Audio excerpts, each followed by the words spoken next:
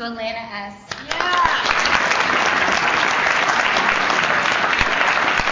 Hi everyone, I'm an alcoholic.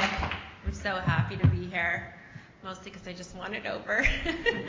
I am an alcoholic and I like things the hard way, so I got sober over Zoom, over COVID. I am a COVID baby. My sobriety date is November 14th, 2020.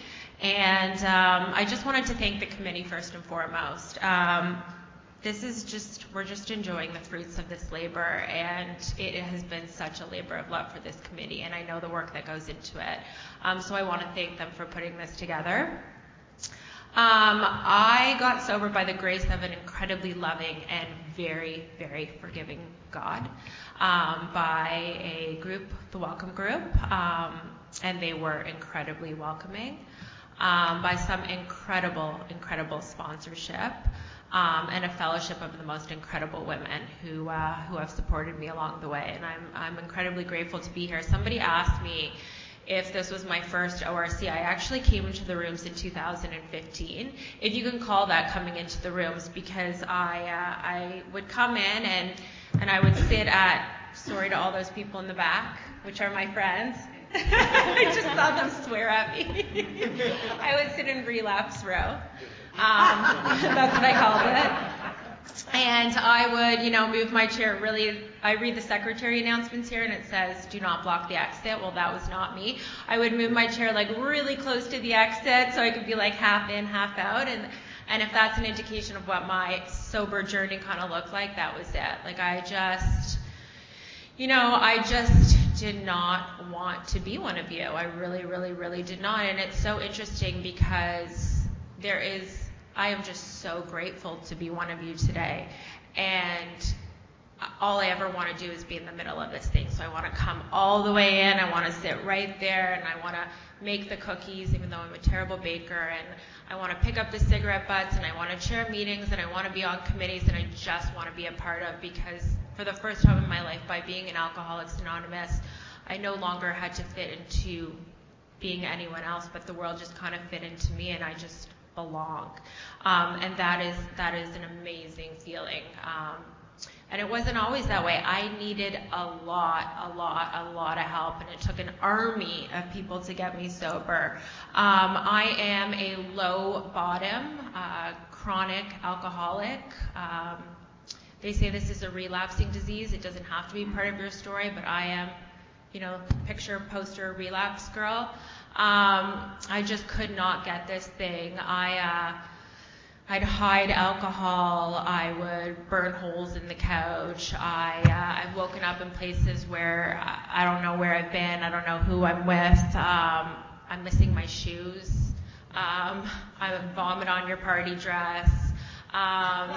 Yeah, you name it. I'd drive around the city with my bumper hanging off with no real recollection of how that happened. Like I was truly this low bottom, chronic, hopeless alcoholic. And it's, someone said to me, wow, like look how far you've come. You're at the ORC and you're sharing your story. And I'd love to pat myself on the back, but it's not that.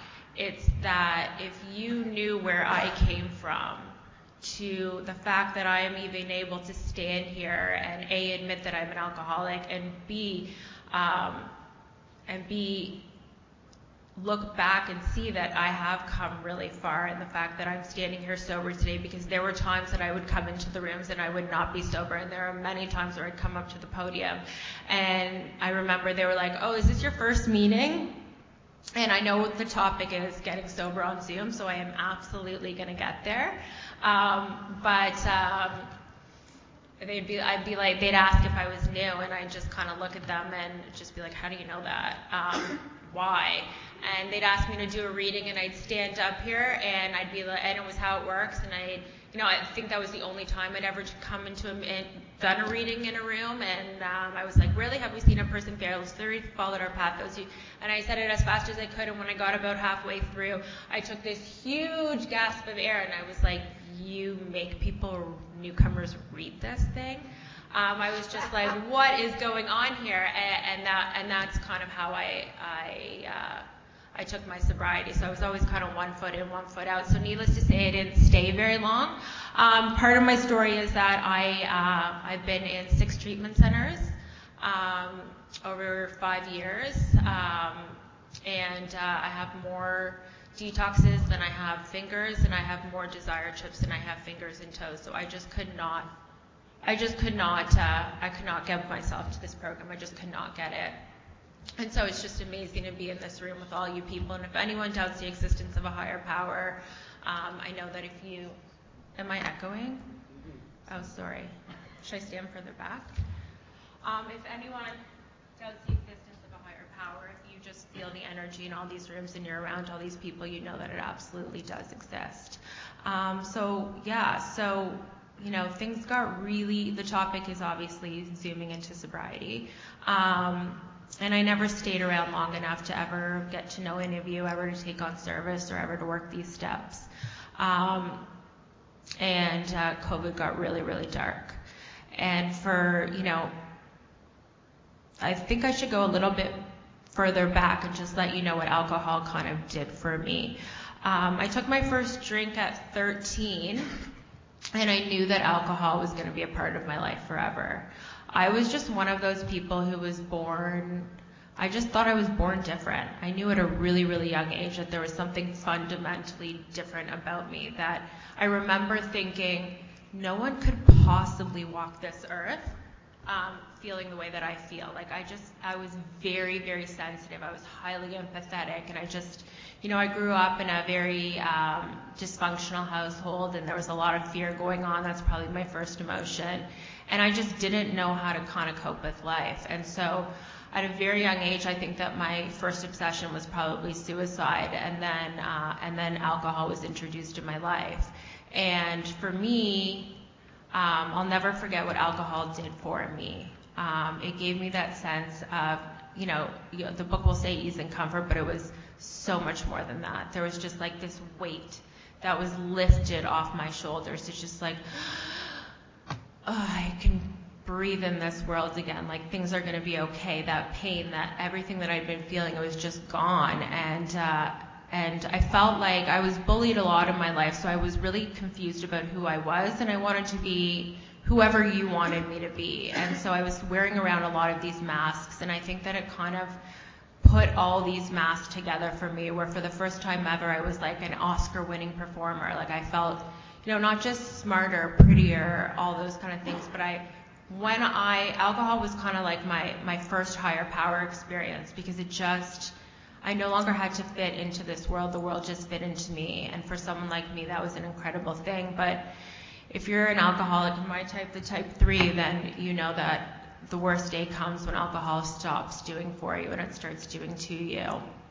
And that's what it did for me. So it took me to really, really dark places. And I always wanted to be sober. I wanted to be sober, but no amount of wishing, willing, or wanting it was going to make it happen. And that was my solution. I didn't understand what you people had on offer, and I wanted all the bells and whistles that Alcoholics Anonymous had to offer, but I wasn't willing to do the work. And so I just was stuck in this like rat race, this merry-go-round that just wouldn't stop. And I got into treatment so things got really dark over COVID. As you all know, we were in lockdown, and for an alcoholic, that's like the darkest place to be in. I was isolated, I was alone, I was scared, and I had no solution. And for me, it was just like I picked up a drink, and that's the thing about this disease. It makes me forget how bad things used to be, and it makes me amnesic, and I forget all the times that I've hurt other people and all the times that I've hurt myself. And stone cold sober, I would pick up another drink, and I would always think like, this time is going to be different, and I'd scroll through social media, and I'd see like people are saying like, I'm a mother in recovery, and they'd be like, this is mom juice, this is like totally acceptable, like it's 1 o'clock, like this is how we get through COVID. And I would see all these things, and I guess I was influenced by it because it helped me rationalize and justify my behavior. Things went from bad to worse real quick. This is a progressive disease, so it never gets better. It only gets worse. And before I knew it, my partner had OD'd, and I was probably next in line. And my family was like, give it one last try and go to treatment. And so I agreed to go on the pretense that I would just go for detox. Again, I just needed to stop. Like, I just did not understand that the problem is that I couldn't stay stopped. I thought that the problem was all of you people, right? And that if I could just get clean and sober, things would be so incredibly different. And so I went into this treatment center, and I ended up, I was at Bowwood, and I ended up having, I didn't know it then, but probably like a God shot where things kind of made sense. And I decided that I was going to actually stay this time for treatment. And hi, Roger. Fashionably late, but happy to see you.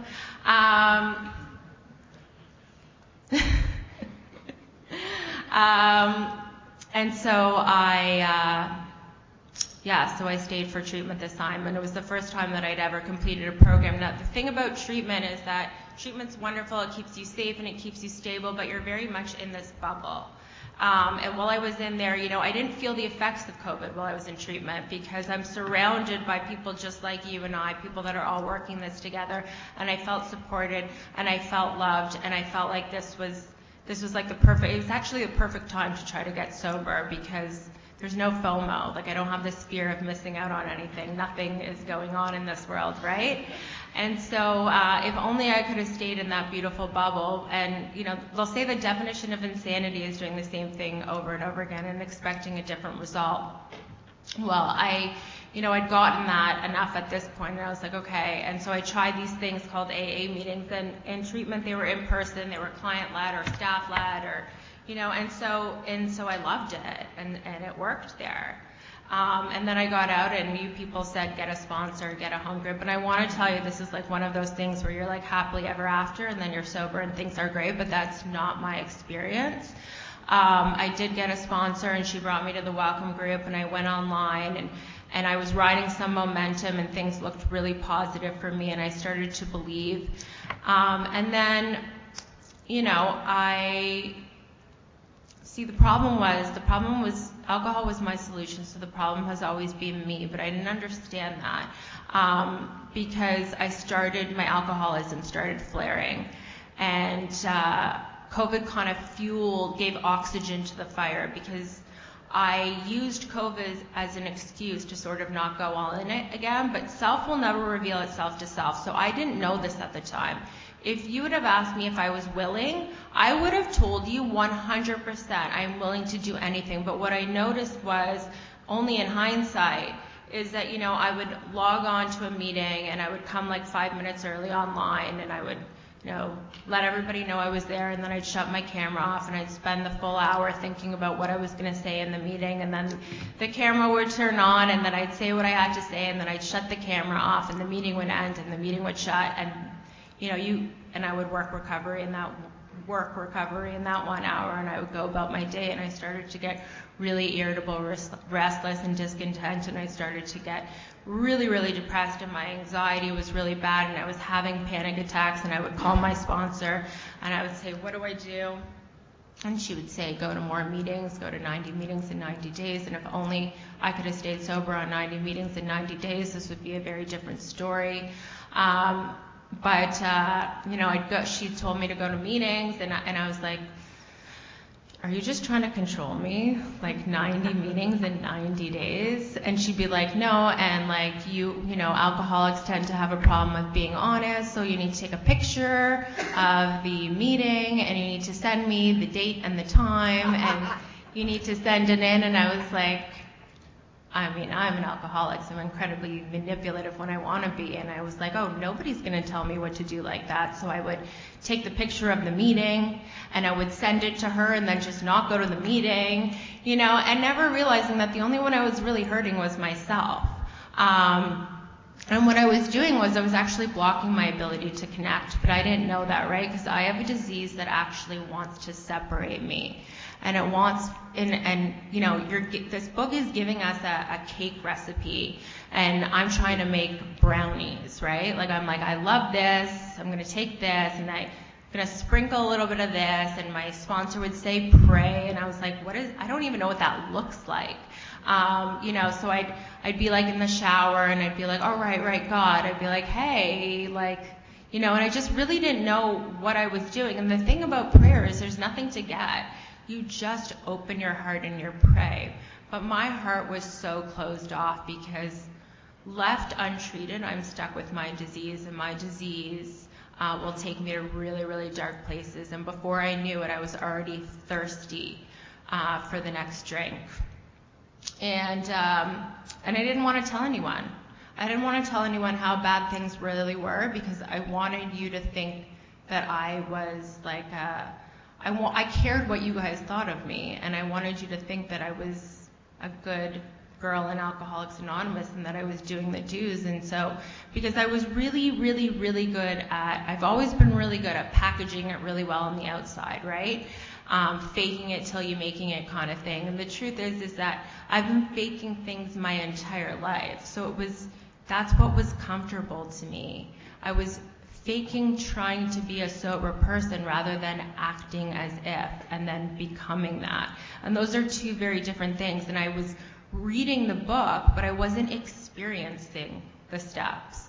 I was just robotically intellectualizing them, and those are also two very different things. And so I started flipping a coin in the air, and I was like, either I'm going to, kill myself at some point, or I am going to go out and drink. And then the phone rang. And it was this guy that I knew in treatment. And where am I at with time? 10 minutes left? Okay, I'm going to get to the end. There was this guy that I knew in treatment, and he was like, hey, come see me. And I was like, okay. And he lived in Ottawa, and I was like, oh, this sounds like a great idea. I didn't really know if he was a safe person, if he was still sober. I did this stone cold sober. We're in lockdown. We're not supposed to see anyone, and I'm like, I'm going to go to Ottawa. And so I didn't call my sponsor, and I didn't tell anyone. In fact, I think someone from the program called me, and I think I lied. I was like, oh, I'm going to a cottage. But I was really going to visit this person, and I get to Ottawa, and within 2 hours I'm arrested, and I'm charged with some incredibly, incredibly serious charges. And I stayed in jail for 4 days, and they said, you're not going to be able to get out. And I was, I felt fear, definitely. And I was like, and I got into that prison cell, and they, my arms are shackled and my legs are shackled, and they throw me in, and I had nowhere else to turn. And I did not know that the worst day in my entire life was actually going to be the best day in my entire life. And I got into that jail cell, and for the first time in my life, I went on my knees. And I told you that I didn't know how to pray, but because I had been in the rooms over COVID, I knew the step 7 prayer. I don't know this book inside and out, and I actually don't want to. I'm grateful that I don't have a memory that does, because it makes me experience it new every time I read it. But I just remember getting on my knees, and I just remember asking God, I don't know if you still want me. I don't even know what's good and bad and ugly and beautiful. Like, everything that I have been up until this point has been horrific. And I just said, if you still want me, I'm here. And I said, and I'm willing to do whatever it takes. And I didn't I didn't say, get me out of this situation. I was facing some very serious charges. I didn't say, get me out of this situation. And there was no coming to Jesus moment. I'm Jewish, so that doesn't happen. And there was no Moses. There was no parting of the bars on the wall. And I didn't just walk through, and there was no trumpet, and the clouds didn't part, and there was no levitating, all these things that I had made up for what spirituality should look like. What there was an inner knowing that I was not alone. And I knew unequivocally that there was a power that was with me. And I just asked this power for the strength. I said, whatever is going to happen, just be with me. And from that moment on, I never thought about drinking since then, and I've been sober. From that moment on, I have never felt alone in the program of Alcoholics Anonymous. And my whole life I had this inner fear that I was not going to be okay. And again, I'm not naive enough to think that all of a sudden these charges are going to go away just because I failed God, but I just knew. I knew in every inch of my being that no matter what the outcome was going to be, that I was going to be okay because I had this power with me, and He flowed in and out of me. And from that moment on, I had this experience, and my life, like the book talks about how sometimes this spiritual experience can come really quickly or really slowly. And I've had both those experiences, but it came so quickly. And when I got out of when I did get out on bail, and when I got out, I went home, and of course, people are either terrified of you when your name is co-branded with gang units and it's put all over the news and in papers, or they want nothing to do with you because they're disgusted with you. And my family was absolutely done with me, done. And again, I felt fear, like, how am I going to do this? And again, I turned to that power and I just said, be with me, give me the strength. And my phone rung. And when my phone rung, I was expecting it to be like my lawyer. And the phone rung, and it was those little faces in that tiny screen on Zoom, those people in my home group, those women that, I didn't have any faith in myself, but these women had faith in me, and they did not push me out. They pulled me in, and they asked me, I got a new sponsor at that exact moment in time. And if you know my sponsor, she's small, but she's mighty. I needed someone with really, really big guns. And she is that. And she just said, we're with you. And she said, there is a solution. And those women rallied for me at a time when I could not rally for myself. And that is another spiritual experience that I've had in this program at that moment. When these women held me up at my darkest and lowest time, when absolutely no one wanted anything to do with me, and they said, are you willing? And willingness took on a whole new experience for me. And I said, I'm willing to do whatever it takes. And when they came to me and they said, this is what we suggest doing, there was no more eye rolling, and there was no more dragging my heels, and there was no more manipulating this recipe or pulling things in and out. I just blindly said, okay. And I just did what was asked of me, and my entire life changed. The next phone call was from my ex-husband. Again, when your name is co-branded with the gang unit, it's really impossible to keep these things a secret. And he called and he said, I'm taking the kids. And my heart just like broke, because there is nothing that that's one of the scariest things about alcoholism, is that it literally cut off my maternal instincts. There is nothing in the world that I wanted more than those children, and there is nobody that I love more than those kids. But alcohol just made me insane when it came to, nothing could get in the way of that. And he said, I'm taking the kids, I'm taking custody.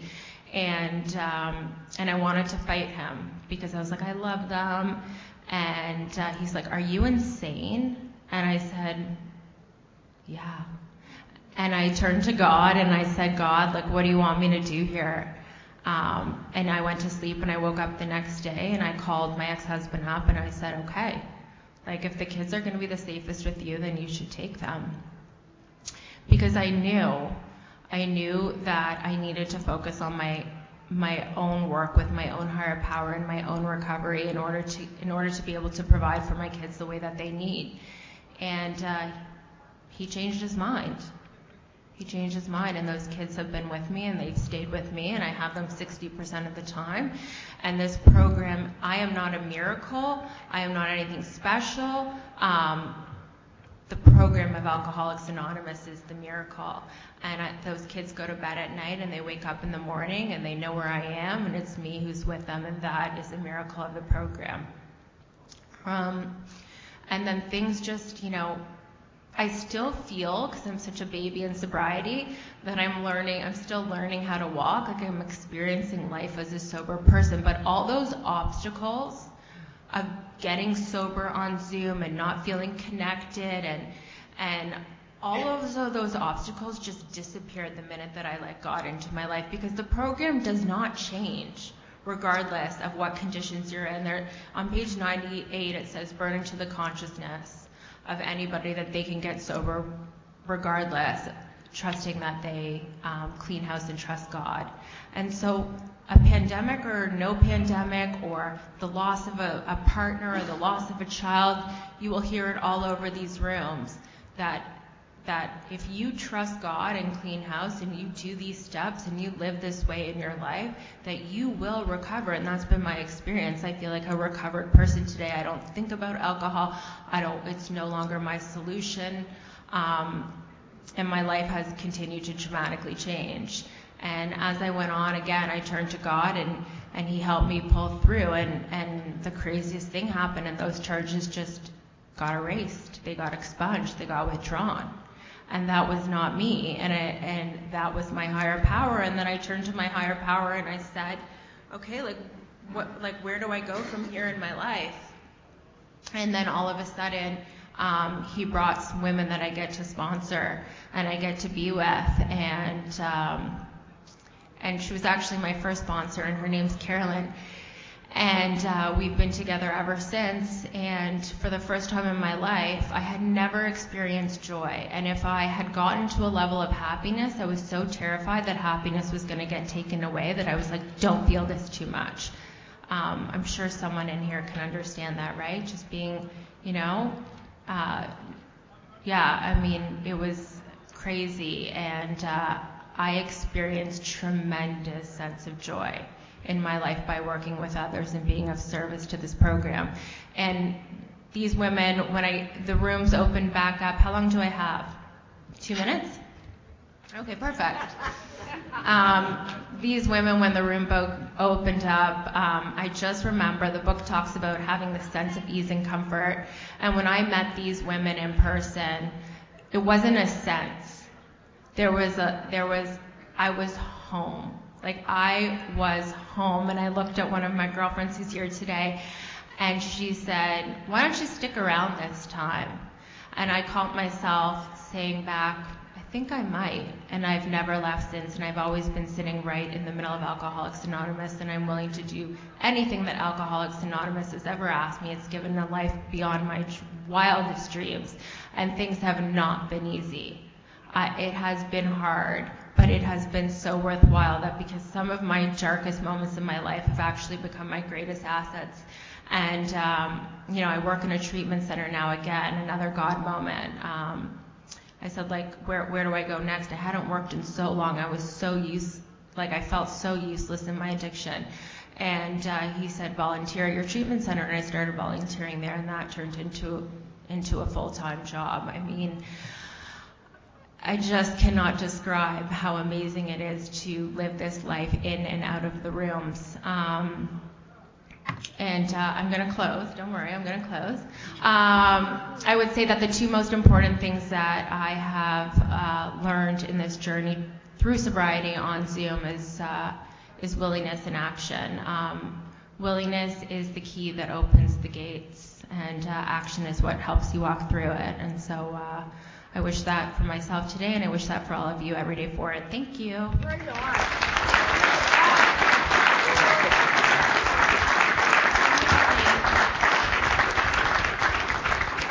Thank you so much, Elena. And now for our second panelist from the Prince George Group in Hamilton, Ontario, please help give me a warm welcome to Robert B.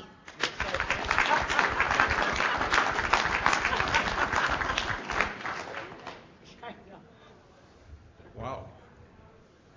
And you didn't want to do this. She did well.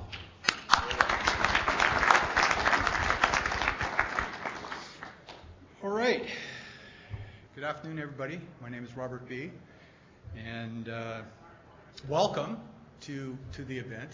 It's a bit of a privilege, just a bit, to get up and speak to you about this. I'm not a professional speaker by any means, and I've only spoken to one group, and that was through Zoom. And I've never gone to that many meetings, maybe 3 or 4 of them. So all of them has been through Zoom. And you guys want to talk about Zoom? I got lots to talk about, because certainly it has been, for people like me who are introverted and don't want to be the center of attention and don't want to stick out, it was the greatest experience in becoming sober that you could imagine. I could never see myself as somebody who would walk in and crawl on my hands and knees into a group and actually say that I'm defeated. That's just not the kind of person that I was wired to do. But I do want to give a big shout out to my sponsor who's here today, Brian. Thank you for everything that you've done, and you've been absolutely amazing.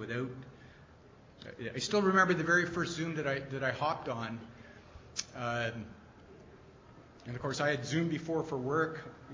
Here we are in the middle of the pandemic, and in fact, today is my wife texted me and said I'm 953 days sober, which I think is thank you. If I go back to 954 days. We would have been drinking vodka in a bottle or in a glass during our Zoom meetings for work. Okay? That's to the stage that I was getting at that point. Literally, it got to the point where I knew that there would be a patrol ride on my street around the corner. But I was out of booze, and I'm going anyway. And I did that. Yep, I absolutely did do that, and it's crazy because I remember the first Zoom, and Brian thankfully hopped on me like a leprechaun on one of those little cereal bits that go flopping by, and you need a sponsor, and I didn't know what the hell he was even talking about. I had no freaking idea, and it literally was terrifying to go on to a group of people, and you shut the camera off. I didn't do that because there was only 5 or 6 of us at the time, and it was the Monday night session that Brian had started up as part of the big book, right? And I had no idea what AA meant. I came from a strangely dysfunctional family. In fact, I found my father's AA book that is the second edition from the 1950s buried away when we were cleaning out his place when he passed away. I just refound it about 3 weeks ago because a lot of his crap I boxed up, brought to my house, and I've been putting things away because we're getting renovations done. And there it was. And it shocked me, and it gave me a new sense of what it was to grow up with parents that were alcoholics. And I can remember the very first drink I ever had. I was 8 years old, and my parents were having a big party in the living room, and I was just a little kid, and you could hear them having fun, and I always wanted to have fun, and I look out around the corner, and there they are drinking. I thought, wow, that's pretty cool. And so I snuck into the kitchen where all these glasses of alcohol were sitting there, and there you go. Just the taste. It tasted like shit. But I drank it anyway because I'm a compulsive son of a bitch, and nothing's going to defeat me. So by the time I was 12, I was stealing alcohol, and I was really, really good at it. I stole my parents' alcohol because they bought so much, it was so easy to do. I could pour it off into all kinds of Coleman cooler stuff, and it worked out really well. By the time I was 14, I would make myself sick and vomit in advance the food that I ate that night so I could get high as a kite, because I probably had the same affliction that you guys had. You come from a background that is somewhat tortured.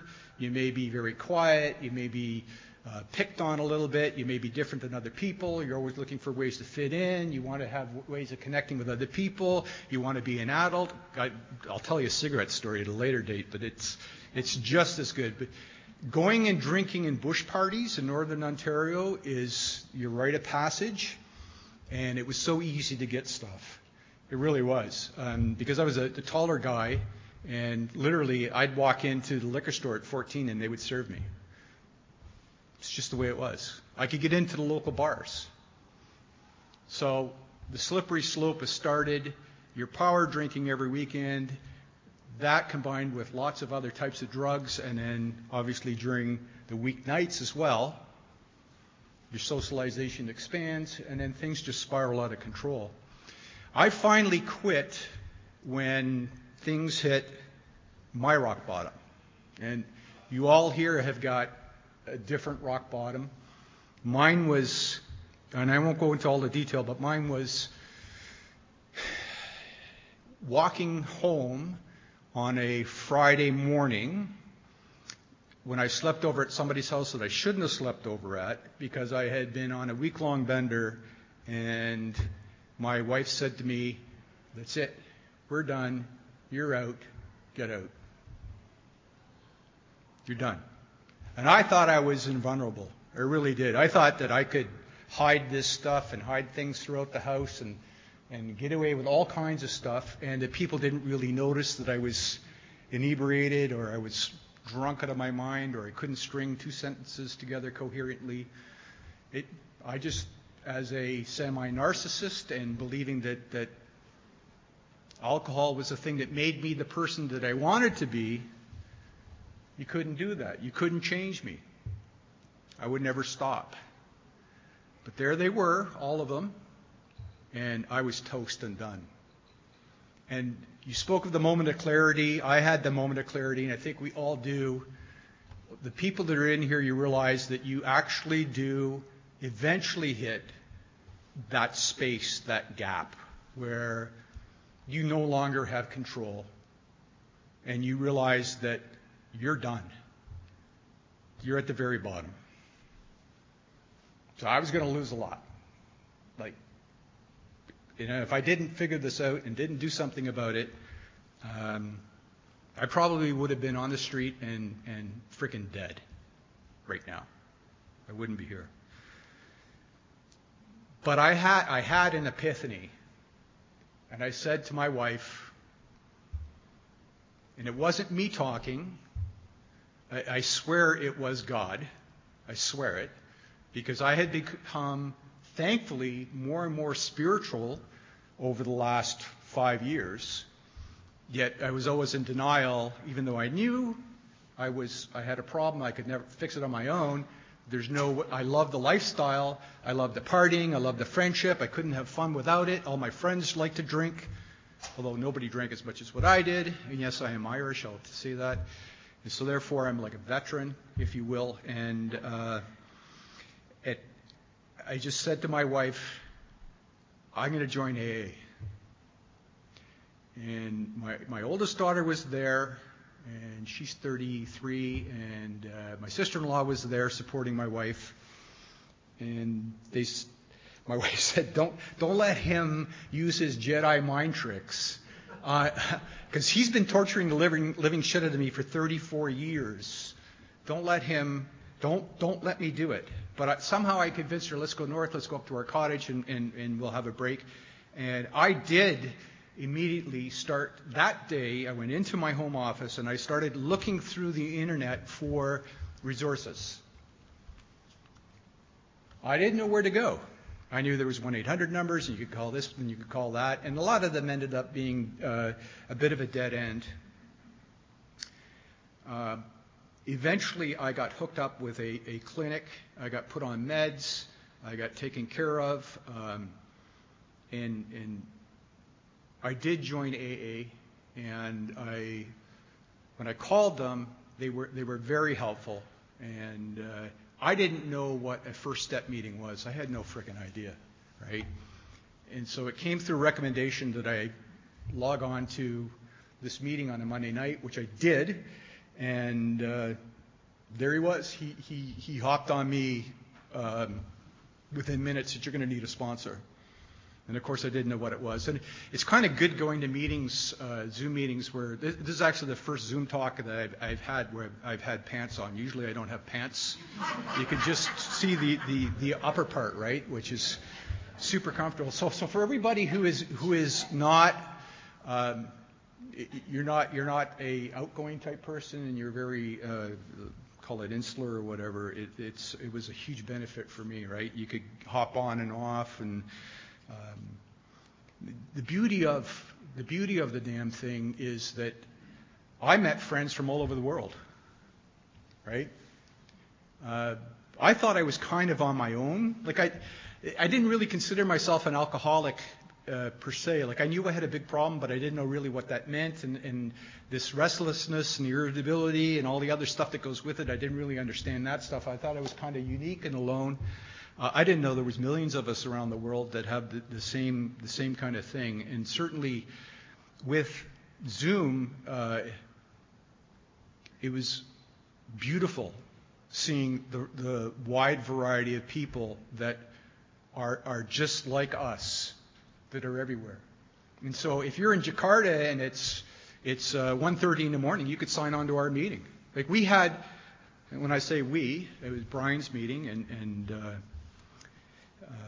we also had a Thursday night backroom at the Hammer meeting, and some of you may be aware of that, and that was put together by Marty. He's not here this weekend. He's tied up, but we had some of the best damn speakers that I've ever heard of in my entire life. These are people that would, be drunk, get into a plane crash and break every bone in their body, and somehow they walk out of there like, Jesus, and they're saved or whatever. So their stories are really, really amazing. But it gave me kind of a global kinship as well, right? Knowing that all those people were over there. And I actually sponsored people in the U.S. In Michigan, I did some work with people in Texas. Eventually, when I got my wings, and it became a thing at 24/7. If you were dying and you needed help, and you needed some fellowship, you literally could get it at any time you wanted. Like, internet is absolutely friggin' amazing, so utilize it for the best things that you possibly can.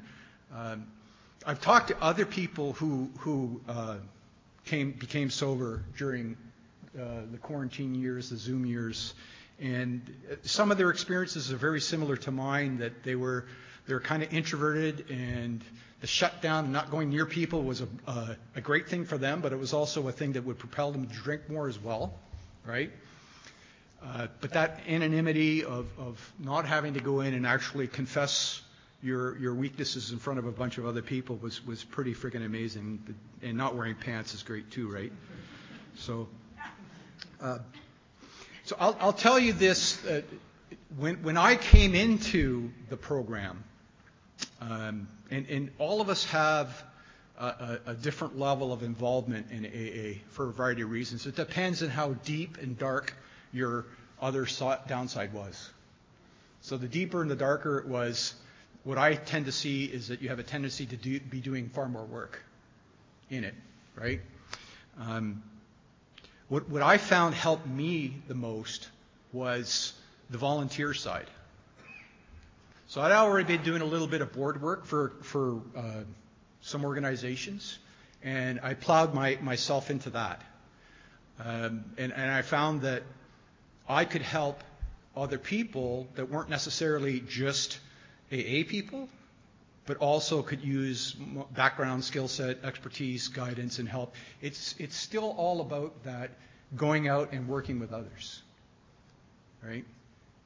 A lot of people will they'll take the Bible and they'll bastardize it, and then they'll twist it to say things that fits their background and whatever. But one of the main characters in it, Jesus says, like, what you do unto the least of my brothers, you do unto me. Meaning that we, as a group of people in this room, have a duty. You have a duty to get out and work with others.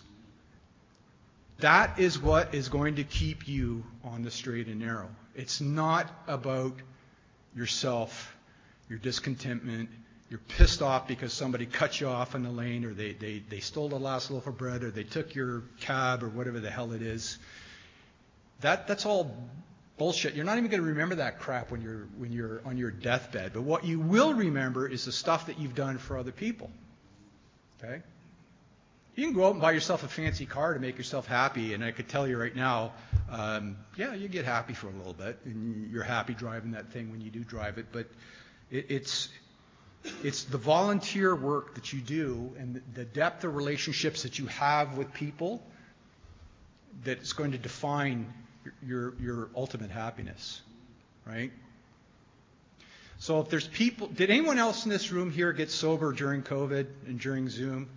1, 2, 3, 4, 5. Yes, I know you did. So a few of us did. Is there anybody here who is looking for sponsees? 1. I know I am. Okay. How do you get a sponsee? You look for them. You look for them, right?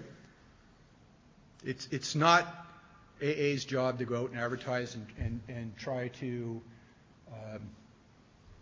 pull those people in. It's up to us that carry the torch to go out and find those people, to create the next level of leadership that's going to run AA moving forward after us. Okay? Bill W. and the rest of the group set up an amazing platform, and how they freaking invented this stuff is absolutely amazing. If anybody here, has anybody here read the Bible? Bits and pieces of it? Everybody knows what it is? Or the Quran, or any other type of religious doctrine material, they'll all tell you the same thing. That you have to be good and kind and giving and helping to those that need it. Right? A famous person, Jesus, went out and went and found his flock.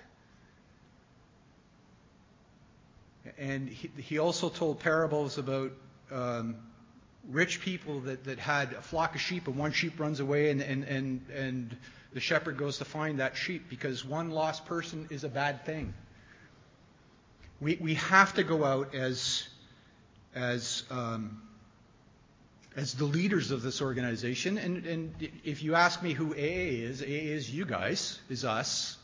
It's not an umbrella corporation, or it's not some magical beast. It's us guys who carry the torch. And we have a duty to go and save other people, work with them and bring them into the fold, and get them to do the things that we can do. Okay? So I'd like to ask everybody a favor, if you could please, that when you do finish the conference and you go home back to your regular world, and you get out to your meetings, that you go and find those people. There are still Zoom meetings going on. There's still Zoom meetings going on. Grab into some of those meetings, especially some of the first step stuff. And you're going to find people who are brand new, and they're completely lost, and they're like that lost sheep that wandered off and don't know what the hell they're doing. Okay. We used to have a friendly competition to see who could get the new person quicker. in the Monday night meetings, and we'd brag about it.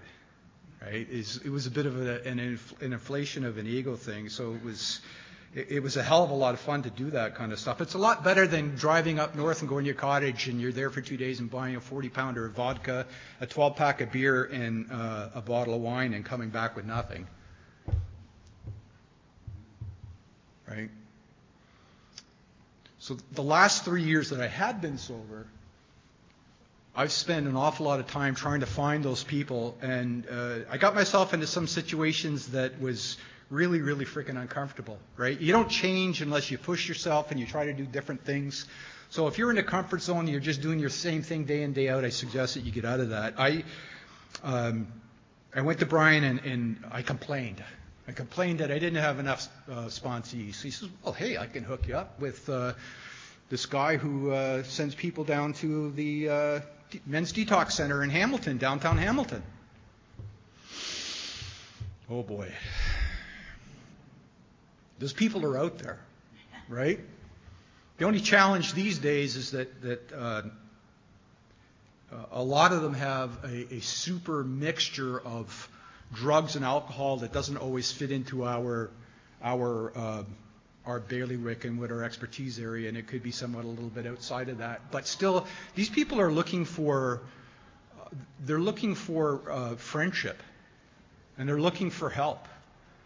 Right? These are people that some of the worst things in the world could ever have happened to them, where they're homeless, they're on the street, they've had shitty lives like we all think that we have because of our inflated egos, and of course the alcohol took that away, that feeling of irritability and discontent, that gnawed at the back, yeah.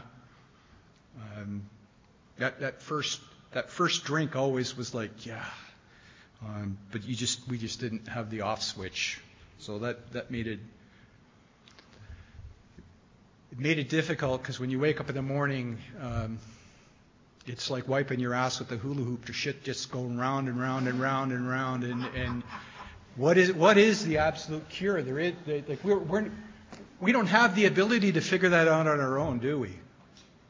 So that's why we need that extra help. I think I offended those guys. That's okay.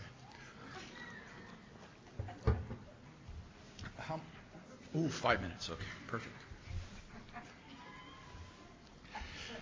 There's a lot of failures that you're going to have, which is okay, in sponsoring. You really are.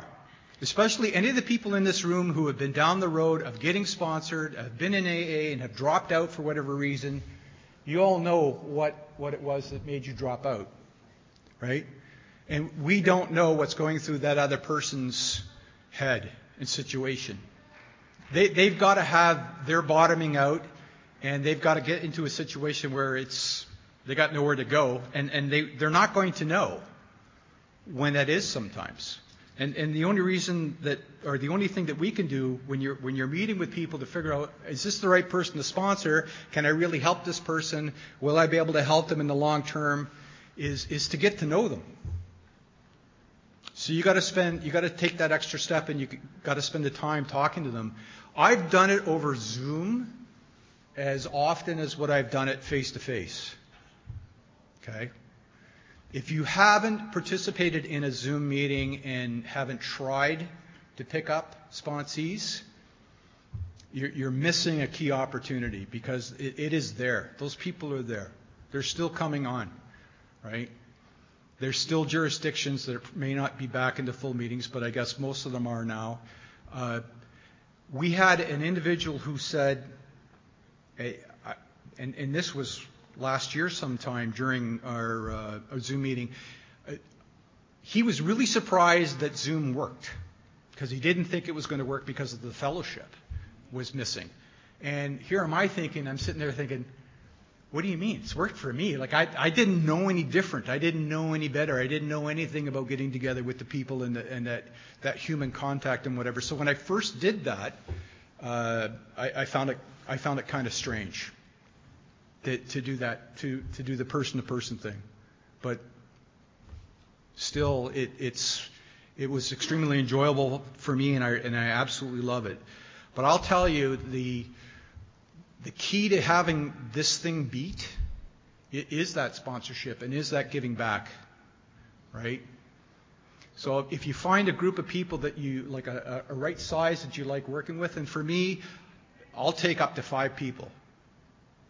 And I know it's a lot, but I work from home, and I wear pants at home when I'm on the screen. But when I'm working from home, it gives me that flexibility that if I need to go see a guy and have lunch with him or have a coffee with him or whatever, I've got a little bit of extra time, and because I run my side of the business, I set my own hours and I can do whatever I want, so which is kind of a really nice thing, right?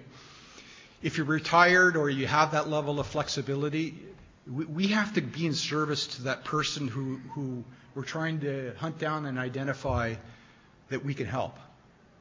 right? So you've got to have that level of flexibility. And if it's over the internet, then perfectly fine. If it's face-to-face stuff, it's perfectly fine, right? So I just got the 2-minute warning. I made a bunch of notes when my previous coworker. I'm not even going to cover all the stuff that I had down on here. One last little bit. We had an in-person meeting on Thursday with the Prince George Group in Hamilton, and it was an amazing meeting. A lot of emotions, a very powerful pack, breakout sessions, and we talked about step 10. We tried to get step 10 and 11 in, but we only got the step 10. If you can, because it's fresh in my mind, if step 10s are huge, and if you're probably not doing enough of them in here right now. You haven't been doing enough over your course of the last few weeks or last month or whatever. That's the last piece of advice I'm going to give you is do more step 10s. Okay? So thank you guys and appreciate it.